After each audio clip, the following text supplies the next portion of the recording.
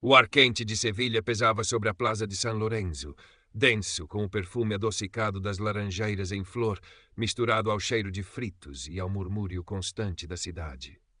Sentado num banco de pedra gasto pelo tempo, Mateo Al-Jamil deixava o seu lápis deslizar pelo caderno de esboços. A ponta de grafite capturava a dança da luz do fim de tarde na fachada da igreja, as sombras alongando-se como dedos preguiçosos sobre os azulejos. Ao seu lado, encostado às suas pernas magras, Lobo respirava tranquilamente, um grande cão de pelo cor de terra, mistura de mastim com algo mais indefinido, os seus olhos inteligentes semicerrados contra o sol poente. Mateo tentava ser invisível. Era uma arte que aprendera a dominar nos poucos, mas longos anos desde que chegara à Espanha. Ser invisível significava evitar olhares, baixar a cabeça, fundir-se com o fundo como uma das suas próprias sombras desenhadas. Tinha 20 e poucos anos, mas os seus olhos carregavam uma cautela que o envelhecia. A pele morena, herança do seu pai marroquino, destacava-se na multidão. As suas roupas, embora limpas, estavam gastas nos cotovelos e nos joelhos. Ao pescoço, por baixo da t-shirt desbotada, sentia o peso familiar da pequena bolsa de couro gasta. Dentro dela, uma pedra lisa, pintada à mão com um padrão simples, quase infantil, a sua única ligação tangível a uma mãe e a uma terra que só existiam agora em fragmentos de memória. Lobo levantou a cabeça de repente, as orelhas erguidas. Um rosnar baixo vibrou no seu peito. Mateo seguiu o olhar do cão. 2 jovens aproximavam-se, vestidos com roupas de marca que gritavam dinheiro e displicência. O mais alto, de cabelo impecavelmente cortado e um sorriso que não alcançava os olhos claros e frios, parou em frente a Mateo. O outro riu-se, um som desagradável que cortou a tranquilidade da praça. "Olha só o artista", disse o mais alto, a voz carregada de um desprezo mal disfarçado. O seu olhar varreu Mateo de cima a baixo, demorando-se nas roupas gastas, no caderno de esboços. "O que é que desenhas aí, Moro?" Mateo sentiu o sangue gelar. Moro. A palavra atingiu como uma bofetada. Fechou o caderno rapidamente, o coração a bater descompassado contra as costelas. "Nada de importante", murmurou, os olhos fixos no chão. "Nada de importante." O jovem riu-se. "Deixa-me ver." Estendeu a mão para o caderno, mas Mateo encolheu-se, protegendo-o com o corpo. Lobo rosnou novamente, mais alto desta vez, e colocou-se ligeiramente à frente de Mateo, o corpo tenso. "Ui, o cãozinho rafeiro também tem mau gênio", troçou o outro rapaz. O líder, cujo nome Mateo viria a descobrir ser Ricardo Vargas Montoya, fixou o olhar em Lobo. "Um cão pulguento para um dono pulguento. Devias ter cuidado onde passeias essa coisa. Sevilha não é lugar para qualquer um." Inclinou-se e, com um movimento rápido e deliberado, derramou o conteúdo do seu copo de refresco sobre o caderno aberto de Mateo. O líquido gelado manchou o desenho da igreja, as linhas de grafite a esborratarem-se numa nódoa feia. Mateo ficou paralisado, o choque e a humilhação a queimarem-lhe o rosto. Sentiu as lágrimas a picarem nos olhos, mas forçou-as a recuar. Olhou para o desenho arruinado, a luz da tarde subitamente baça e sem vida. "Vamos embora, Rafa", disse Ricardo ao amigo, afastando-se com um ar de triunfo. "Já me fartei deste cheiro." Mateo ficou ali, imóvel, a ouvir os passos deles a afastarem-se. Lobo choramingou baixinho e encostou o focinho à sua mão. Só então Mateo se permitiu respirar fundo, o ar a entrar nos pulmões como vidro moído. Levantou-se, pegou no caderno encharcado e, sem olhar para trás, afastou-se da praça, Lobo a trotar silenciosamente ao seu lado, a sua presença sólida, a única âncora num mar de vergonha e raiva impotente. Caminharam pelas ruas estreitas de Triana, as paredes caiadas a refletirem a luz dourada, mas Mateo só via a mancha escura no seu desenho, um símbolo da sua própria vulnerabilidade naquele lugar que tentava sem sucesso chamar de casa. Os dias seguintes foram marcados por uma ansiedade constante. Mateo mudou as suas rotinas, evitando a Plaza de San Lorenzo e os locais onde sabia que Ricardo e os seus amigos costumavam frequentar.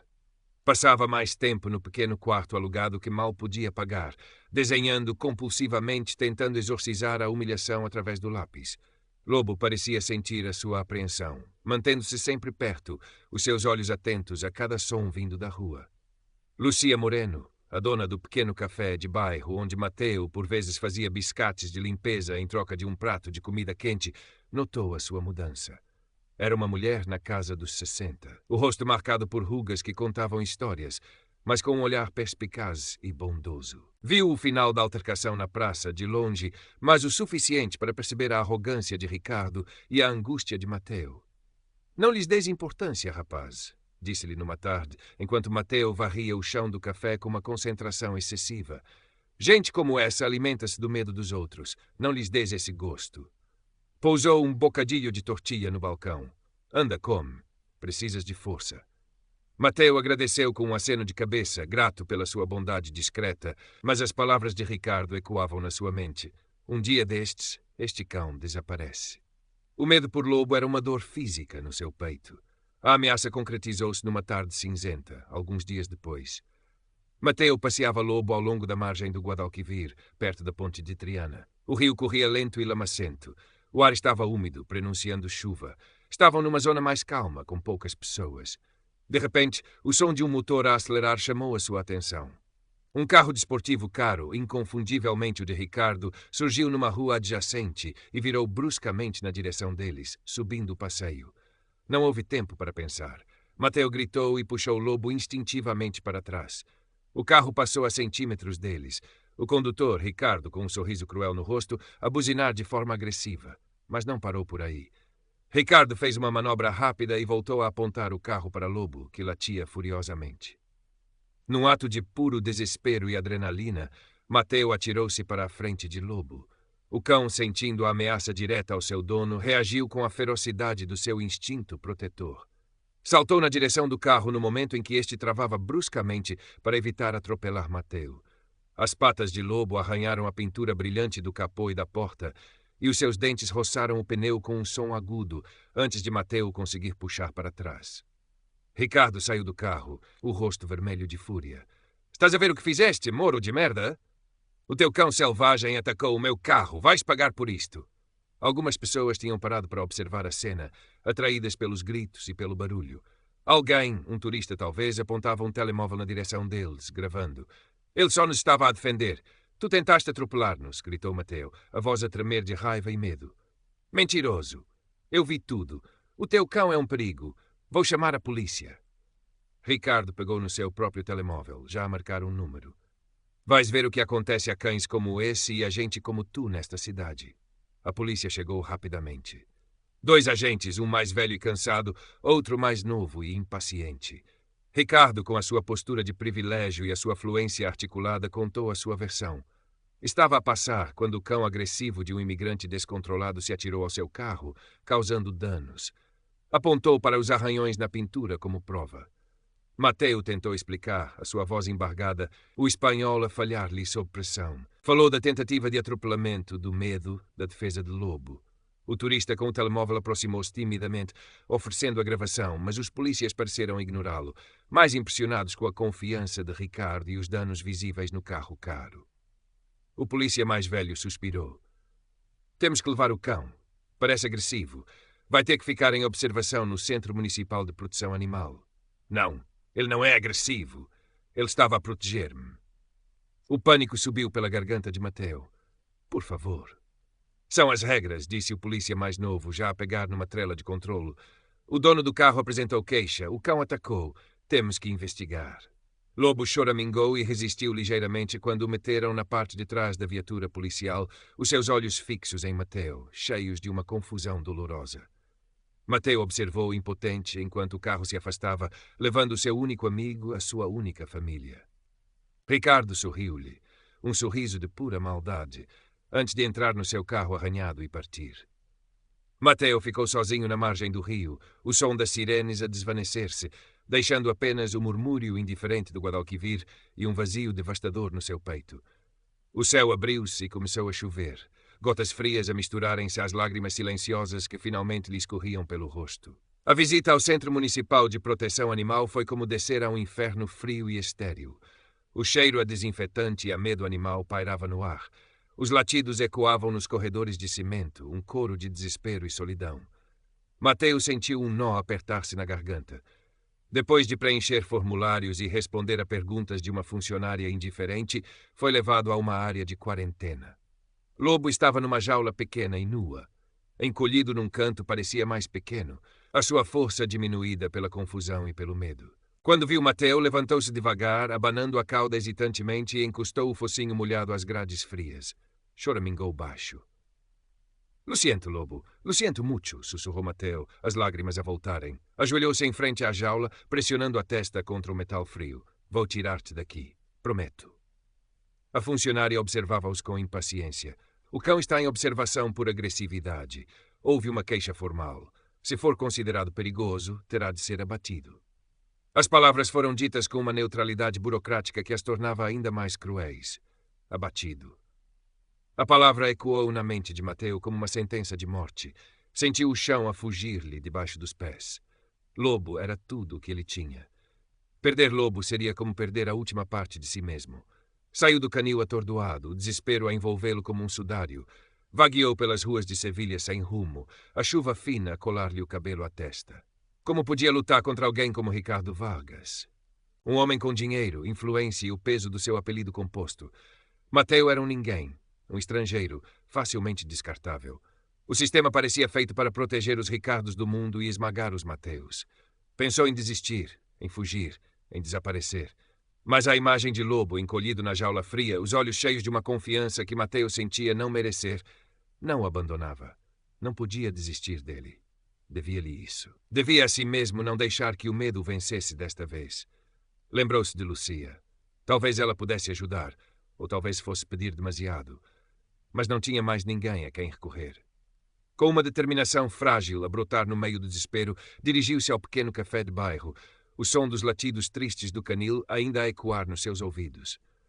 Lucia ouviu a história de Mateu em silêncio, os seus olhos perspicazes a absorverem cada palavra, cada tremor na sua voz. Quando ele terminou, o rosto dela estava sombrio. Ela lembrava-se de ter visto Ricardo a acelerar o carro de forma imprudente naquele dia. Esse Ricardo é um ninho pijo, mimado e sem escrúpulos, disse ela, a voz dura. A família dele tem dinheiro e contactos, sim, mas isso não lhe dá o direito de fazer o que fez. Pousou a mão no braço de Mateu, um toque firme e reconfortante. Não estás sozinho nisto, rapaz. Lucia fez algumas chamadas. Falou com um sobrinho que era estudante de Direito, com uma vizinha que trabalhava na Câmara Municipal, com um conhecido que pertencia a uma associação de defesa dos animais. Não prometeu milagres, mas prometeu tentar. Precisamos de provas, disse ela. Aquele turista que estava a filmar, temos que o encontrar. Parecia uma tarefa impossível. Mas no dia seguinte a sorte sorriu-lhes. O sobrinho de Lucia, através de redes sociais e grupos de turistas, conseguiu localizar o homem que tinha gravado o incidente. Era um estudante alemão em intercâmbio, que ficou chocado ao saber o que tinha acontecido a Lobo e prontificou-se a enviar o vídeo. O vídeo era curto, tremido, mas claro. Mostrava o carro de Ricardo a acelerar deliberadamente na direção de Mateu e Lobo, a reação defensiva do cão e a fúria de Ricardo depois. Não deixava margem para dúvidas sobre quem era o agressor. Com o vídeo e o testemunho de Lucia, conseguiram contactar uma advogada de uma ONG que apoiava imigrantes e casos de direitos dos animais.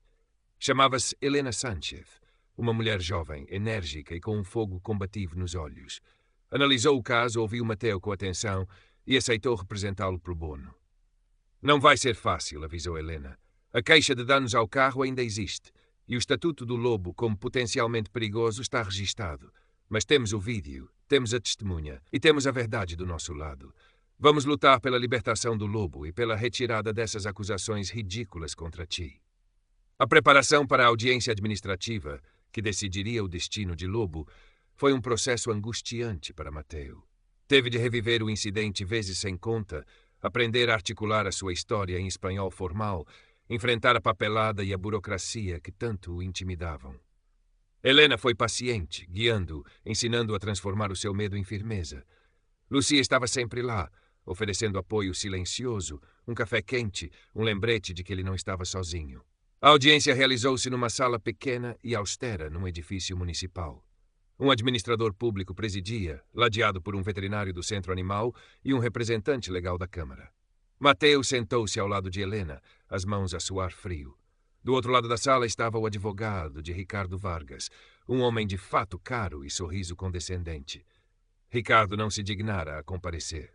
O advogado de Ricardo apresentou a queixa, descrevendo o lobo como um animal feroz e descontrolado, pertencente a um indivíduo sem capacidade para o gerir, que tinha atacado propriedade privada sem provocação.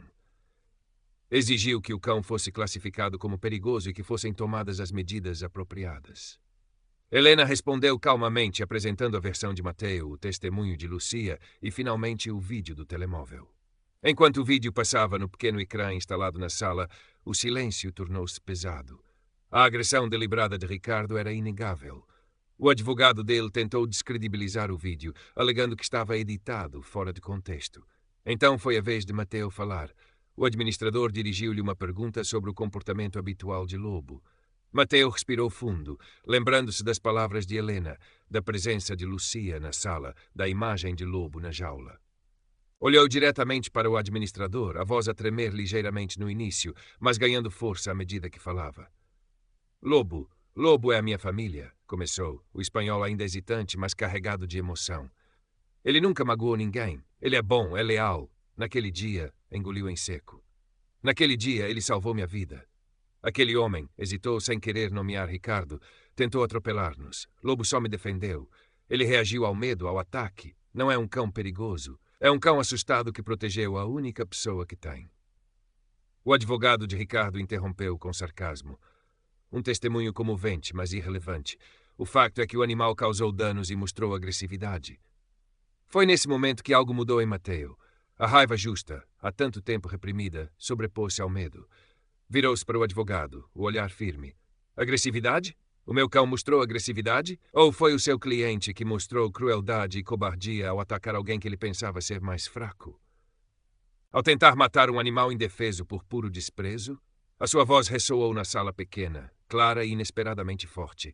O único perigo naquele dia vinha do carro do seu cliente e do ódio dele. Houve um momento de silêncio chocado. O advogado de Ricardo ficou sem palavras.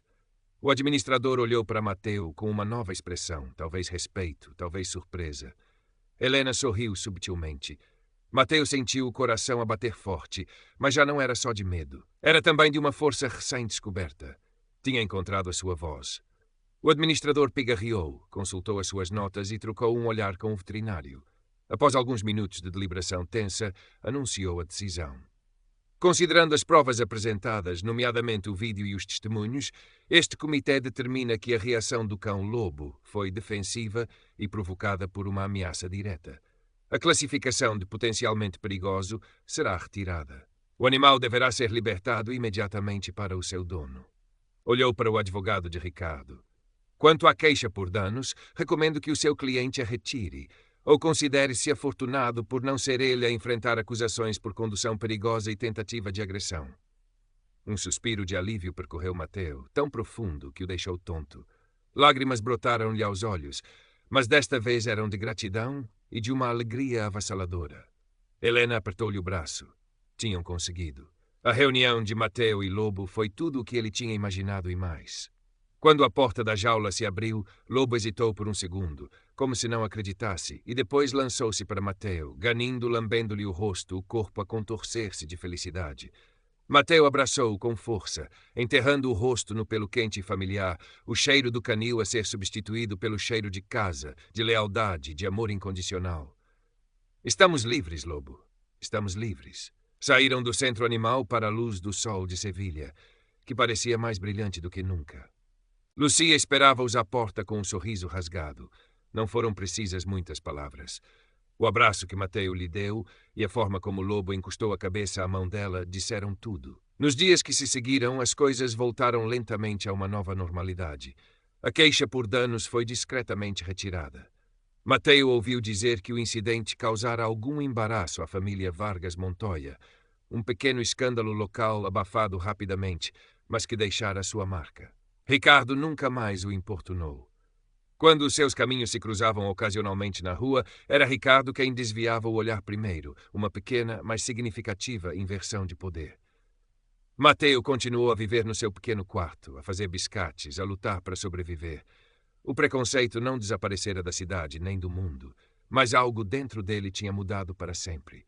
O medo já não o paralisava.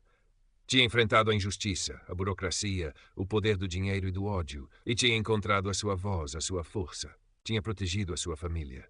Numa tarde quente, sentado novamente num banco junto ao rio, Lobo deitado pacificamente aos seus pés, Mateo abriu o seu caderno de esboços. Pegou na pequena pedra pintada que trazia sempre consigo, sentindo a sua superfície lisa e familiar.